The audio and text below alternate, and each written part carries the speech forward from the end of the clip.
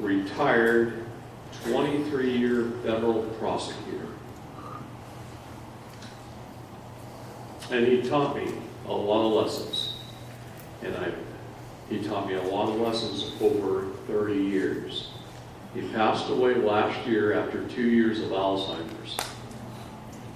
Almost 3 years of Alzheimer's, where we literally talked every month and we had the same conversation. And I respect the man so much, I sat there and listened every single time to the same story in the same conversation, month in, month out for 3 years.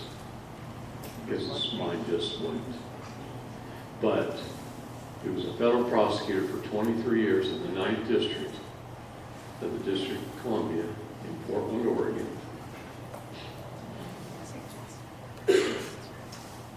And he said there's only 2 ways to appear in court. If you show up, you're appearing by general appearance.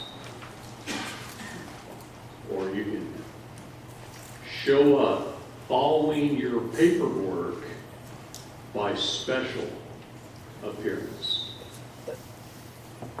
Now, I'll tell you what the difference is defined in the law. General appearance is submitting to the jurisdiction of the court completely. Special appearance is turning over jurisdiction to the court only to settle the matter of the trust before the court today.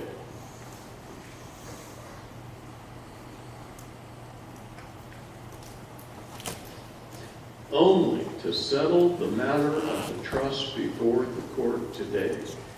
You know why they call them Your Honor? Because you can't have honor without trust. You can't have trust without honor. It's the first job hat they wear. I was very fortunate. Bill Barr gave me the opportunity to come to Washington, D.C. and speak for 4 hours to brand new attorneys who were going to work for the Department of Justice. Brand new.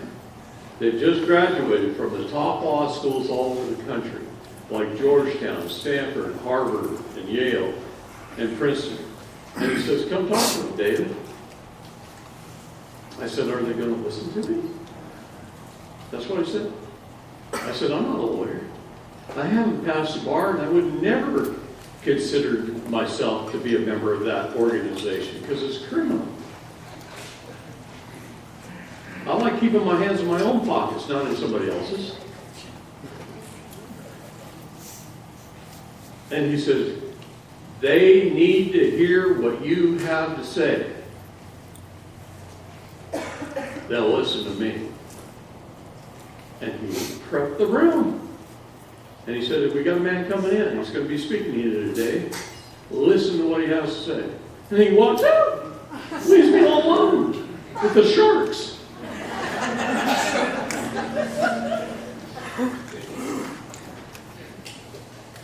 I got a picture of him and a secretary of his personal secretary on an airplane with just me, him, and her. It's kind of a cool little picture. But anyway, aside from that, I went there. I taught them the basics of law, about land, air, and water, about Genesis, about trusts. And I said my whole little 4 hours that I was given. And then these guys in the room, they started coming up, surrounding me. You don't know that, do you?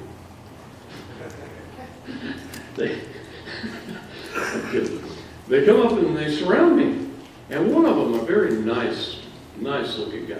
I mean, he's young, he's in his mid-20s. He said, David, can I tell you my story? And I said, I would absolutely love to hear it. And he says, I'm the grandson of a judge. My father was a judge. He says, when I was 16 years old, well, he said, my father has passed away now. And I said, I'm sorry. And he says, when I was 16 years old, I was fortunate enough to sit in on one of my father's Saturday classes at Georgetown. He was a professor of law at Georgetown. was a judge for 40 years and then a professor. And he was fortunate, and the first thing I thought is, wait a minute, I've been to college. Saturday classes? You know, I thought that was from Monday through Friday, we partied all weekend. That's what I thought, see. And he goes, no, Saturday is where the other judges and attorneys from the area who want to learn more come in. Because that's when they have the day off. And now it made sense to me. Saturday class. And he says, I sat in the back of the room in this lecture hall, and I listened to my father. And I listened to my father say what you were saying up here, just in a totally different way. He said that all judges wear 3 hats. All judges wear 3 hats. They all administer every jurisdiction, every time, in every case. And when he said that, I went, oh my gosh, he's right. That's when it clicked in my brain. See, I got kind of a hard head too. I've had to pound this stuff in because it's just so hard to grasp sometimes, right? But it clicked right when he said that. That's when the light dawned on this marble skull. He says, when a judge first walks into the courtroom, you're going to see a sign up there. The man's going to see a sign up there when he walks in that says, Your Honorable Bob Smith, or whatever the judge's name is. And the reason it says Your Honorable, and then the judge's name, is because the first jurisdiction they're required to administer is the highest jurisdiction.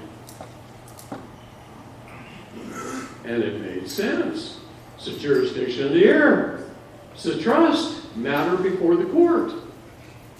It's up to the man to stay in that jurisdiction and solve the issue, or he gets pushed down to the next jurisdiction, and so on.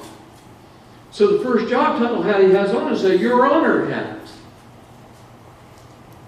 And he's looking to see if the man walks into the courtroom with his trust documents in hand. It's your responsibility. If you do, administering the trust is easy. But most of us as men walk in there naked. We don't take any paperwork with us. It's not meaning we don't have clothes. It means we're naked of our words.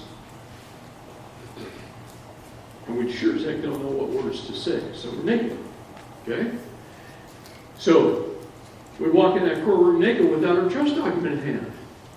And the minute we do that, and we haven't filed any documents before we walked in about the trust, well, then he has to imply a trust because we haven't expressed ours.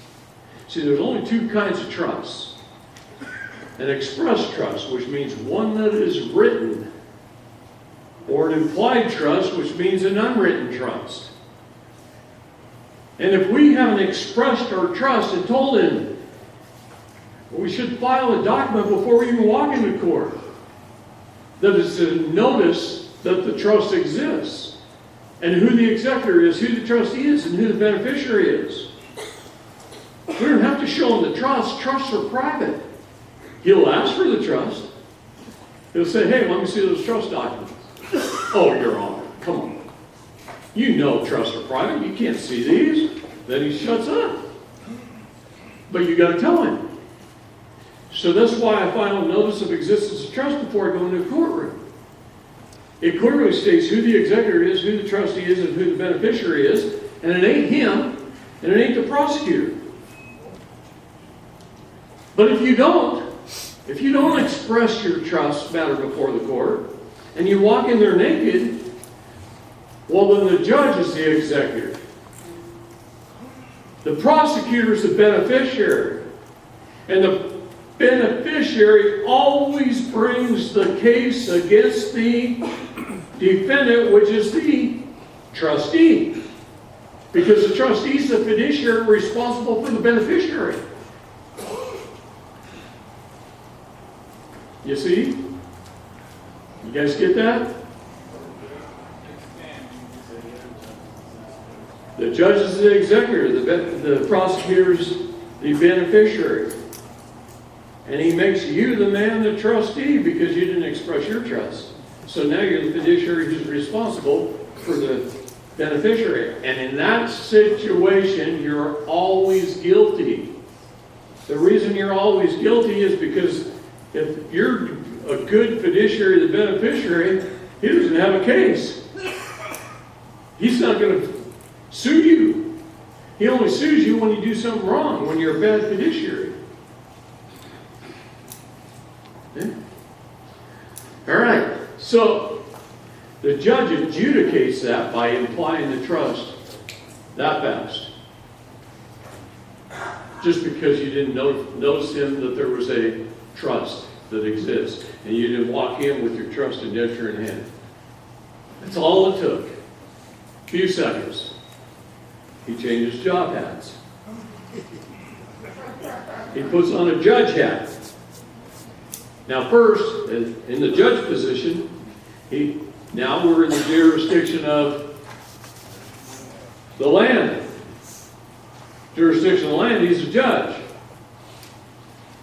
He has to determine one of two things right off the bat. Is it civil or is it criminal? And I'll tell you what.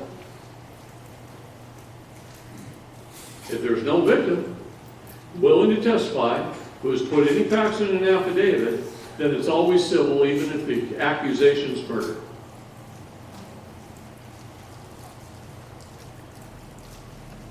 It's always civil, even if the accusation is murder. They're not going to tell you that.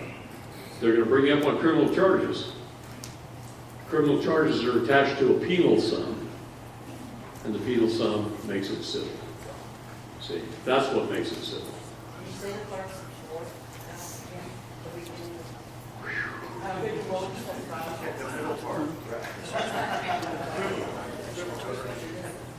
I spit this out of my mouth so fast, so easily, so off the top of my head after doing this so long, I don't even know what the middle part is right now. I'm telling you, here's how it is. Judge, he's looking to see if it's civil or criminal. Okay? And today, in today's world, because it's securities, all crimes are commerce. The United States Code tells you that. All crimes are commerce. Even murder. If there's always an if there's no victim or no one testifying under the pains and penalties of perjury, no witnesses, cooperating witnesses, no victim putting their facts down in an affidavit in a true form. Cop can't do it, put down an affidavit. He can't. Not unless he was right there when the trigger was pulled. If she shot you and he's standing right there, then he could do an affidavit. But he usually shows up 20 minutes late, and his job is to draw the chalk outline and file a report. Okay? He's not a first-hand witness. He wasn't there. He might get a lot of credible evidence and stuff, but unless he can get one person to swear under the pains and penalties of perjury by testimony, along with a cooperating witness, because he wasn't there, he has to have two. If he can get that, then great. But other than that, all he's testifying to is his report.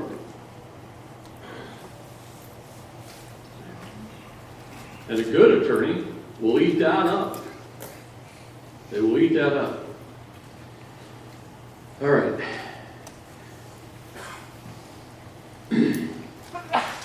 Once that's done, he handles the civil. Now let me tell you what kind of cases are under the jurisdiction of the land, the common law. The judge, common law is the law of the land. Okay? What kind of cases are those? Everything related to you and your children, or anything that holds title, are really all common law cases. And they all boil down to who holds superior title. Are they operating under the doctrine of parens patriae, where the state is the parent, and you didn't claim your children? You might stand there and say, hey, those are my kids. That's not a claim of your children. But double authenticating their birth certificates, removing the signatures and informant, recording those documents in the county, along with an affidavit ahead of the situation, now you put in a claim. Now they're yours. Now you hold superior title. That's the